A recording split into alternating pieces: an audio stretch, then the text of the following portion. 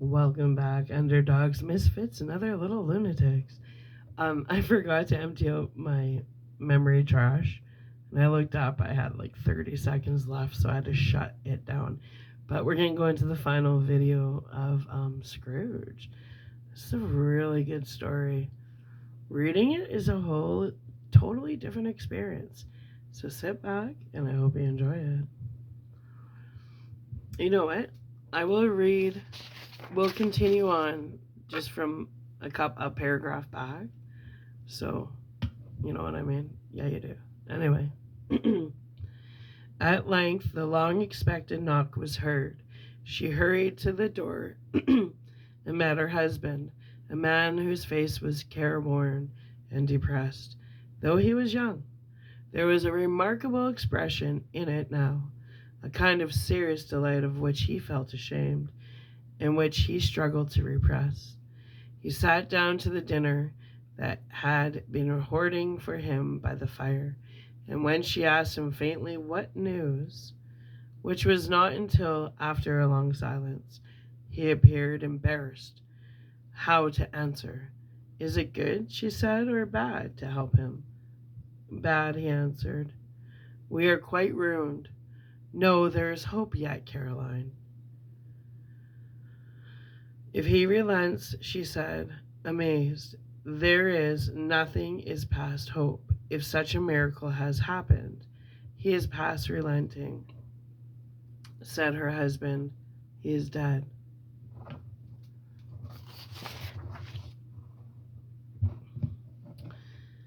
She was a mild, impatient creature, if her face spoke truth, but she was thankful in her soul to hear it, and she said so with clasped hands. She prayed forgiveness the next moment and was sorry, but the first was the emotion of her heart.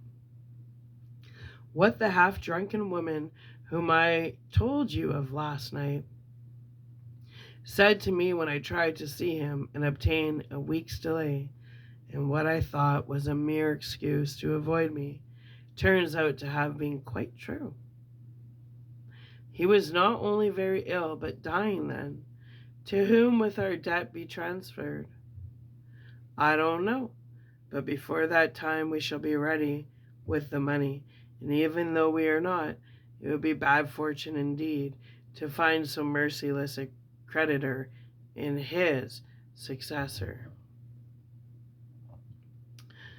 We may sleep tonight with the light hearts, Caroline. Yes, soften it as they would, their hearts were lighter. The children's faces, hushed and clustered round to hear what they so little understood, were brighter, and it was a happier house for this man's death. The only emotion that the ghost could show him, caused by the event, was one of pleasure. Let me see some tenderness connected with the death. See, Scrooge, or that dark chamber spirit which we left just now will be forever present to me. The ghost conducted him through several streets familiar to his feet, and as they went along, Scrooge looked here and there to find himself, but nowhere was he to be seen. They entered poor Bob Cratchit's house, the dwelling he had visited before, and found the mother and the children seated around the fire. Quiet, very quiet. The noisy little Cratchits were as still as statues in one corner, and sat looking at Peter, who had a book before him. The mother and her daughters were engaged in sewing, but surely they were very quiet. And he took a child and set him in the midst of them. Where had Scrooge heard those words? He had not dreamed them. The boy must have read them out as he and the spirit crossed the threshold. Why did he not go on? The mother laid her work upon the table and put her hand up to her face. The color hurts my eyes, she said. The color? Ah, poor Tiny Tim. They're better now again, said Cratchit's wife.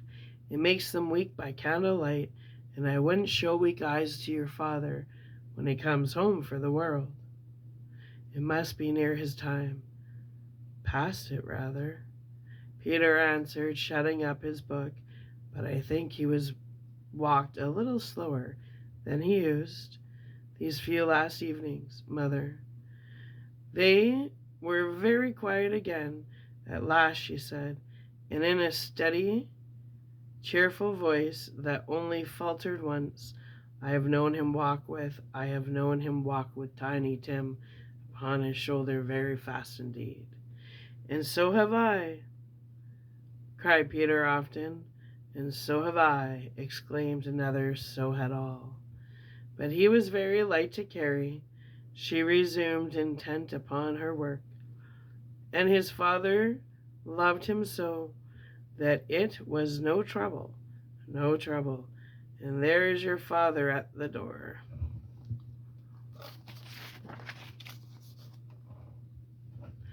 She hurried out to meet him, and little Bob and his comforter, he had need of it, poor fellow, came in. His tea was ready for him on the hob, and they all tried out should help him to it most. Then the two young Cratchits got upon his knees and laid each child a little cheek against his face, as if he said, Don't mind it, father, don't be grieved. Bob was very cheerful with them and spoke pleasantly to all the family. He looked at the work upon the table and praised the industry and speed of Mrs. Cratchit and the girls. They would be done long before Sunday, he said. Sunday? You went today, then, Robert, said his wife. Yes, my dear, returned Bob. I wish you could have gone. It would have done you good to see how green a place it is. But you'll see it often. I promised him that. I would walk there on a Sunday. My little child, cried Bob. My little child. He broke down all at once. He couldn't help it. If he could have helped it, he and his child would have been farther apart. Perhaps than they were. He left the room and went upstairs into the room above, which was lighted cheerfully and hung with Christmas. There was a chair set close beside the child, and there were signs of someone having been there lately. Poor Bob sat down in it, and when he had thought a little and composed himself, he kissed the little face. He was reconciled to what had happened and went down again quite happy. They drew about the fire and talked, the girls and mother still working. Bob told them of an extraordinary kindness of Mr. Scrooge's nephew, whom he had scarcely seen but once, and who, meeting him in the street that day, and seeing that he looked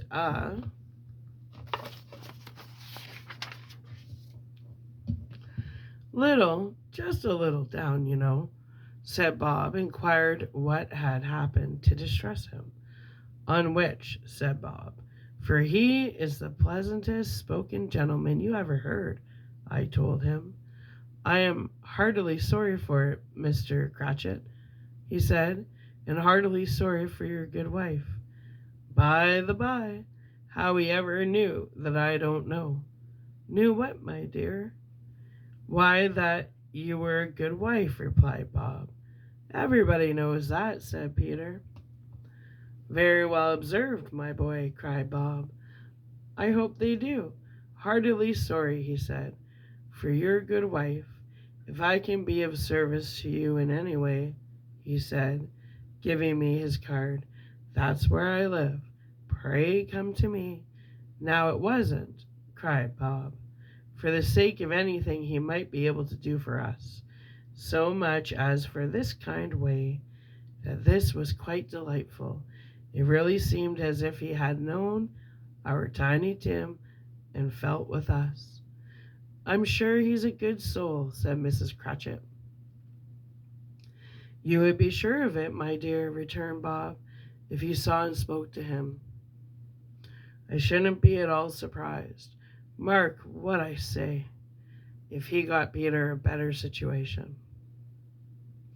Only hear that, Peter, said Mrs. Cratchit, and then, cried one of the girls, Peter will be keeping company with someone and setting up for himself. Get along with you, retorted Peter, grinning. It's just as likely as not, said Bob. One of these days, though, there's plenty of time for that, my dear. But however and whenever we part from one another, I am sure we shall none of us forget poor Tiny Tim, shall we? Or this first parting that there was among us. Never, father, cried them all. And I know, said Bob, I know, my dears, that when we recollect how patient and how mild he was, although he was a little child, we shall not quarrel easily among ourselves, and forget poor Tiny Tim in doing it. No, never, father, they all cried again. I am very happy, said little Bob. I am very happy. Mrs. Cratchit kissed him. His daughters kissed him. The two young Cratchits kissed him, and Peter and himself shook hands. Spirit of Tiny Tim, thy childish essence was from God. Spectre, said Scrooge, something informs me that our parting moment is at hand. I know it be, I know not how. Tell me what man that was whom we saw lying dead. The ghost of Christmas yet to come conveyed him, as before, though at a different time, he thought. Indeed, there seemed no order in these latter visions, save that they were in the future, into the resorts of business men, but showed him not himself. Indeed, the spirit did not stay for anything, but went straight on as to the end just now desired, until besought by Scrooge to tarry for a moment. This court, said Scrooge, through which we hurry now, is where my place of occupation is, and has been for a length of time. I see the house. Let me behold what I shall be in days to come. The spirit stopped. The hand was pointed elsewhere.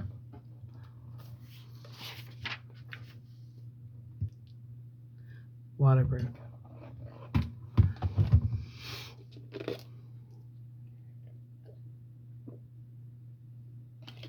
Yeah. Okay.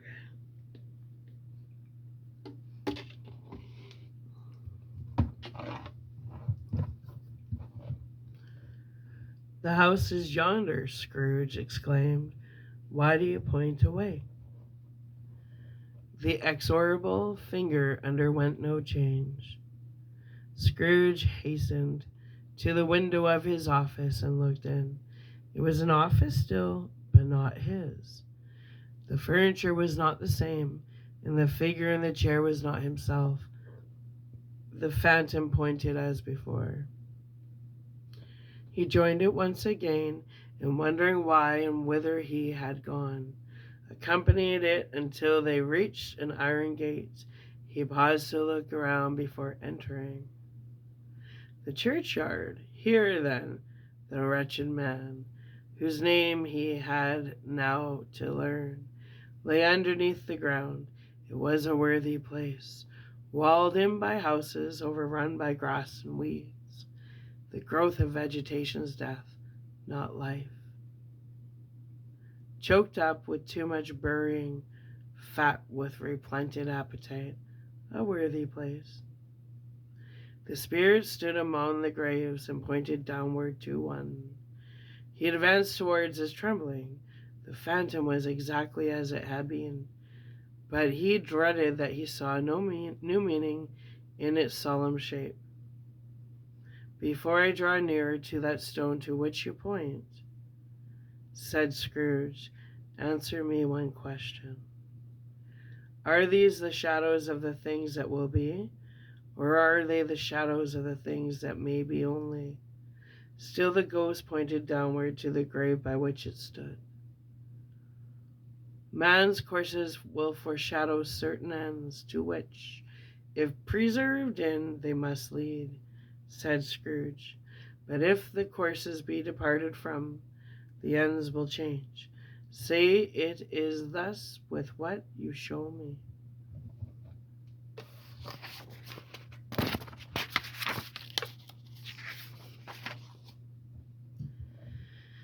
The spirit was immovable as ever. Scrooge crept towards it, scrambling as he went, and following the finger, read upon the stone of the neglected grave his own name, Ebenezer Scrooge. Am I that man who lie upon the bed? He cried upon his knees. The finger pointed from the grave to him and back again. No, spirit, oh, no, no. The finger still was there. Spirit, he cried, tightening, clenching at its robe. Hear me. I am not the man I was. I will not be the same man I must have been but for this intercourse. Why, show me this, if I am past all hope. For the first time the hand appeared to shake.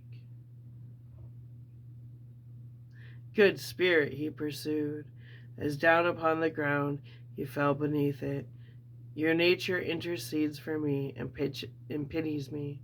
Assure me that I yet may change these shadows you have shown me by an altered life. The kind hand trembled. I will honor Christmas in my heart and will try to keep it all the year. I will live in the past, the present, and the future. The spirits of all three shall strive within me. I will not shut out the lessons that they teach. Oh, tell me I may sponge away the writing on this stone. In his agony he caught the spectral hand. It sought to free itself, but he was strong in his entreaty and detained it.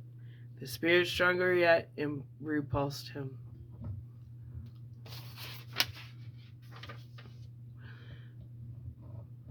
Holding up his hands in a last prayer to have his fate reversed, he saw an alteration in the phantom's hood and dress. It shrunk, collapsed, and dwindled down into a bedpost.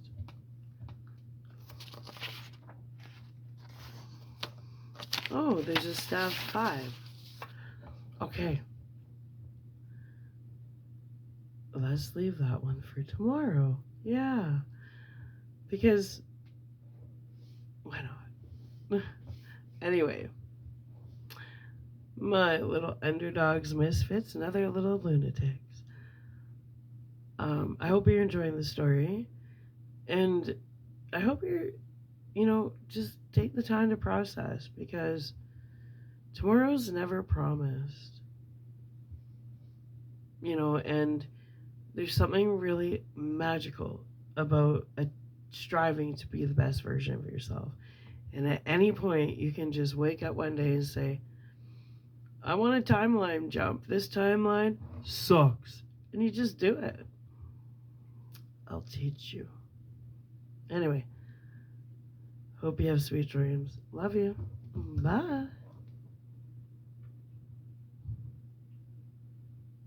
It's not stopping.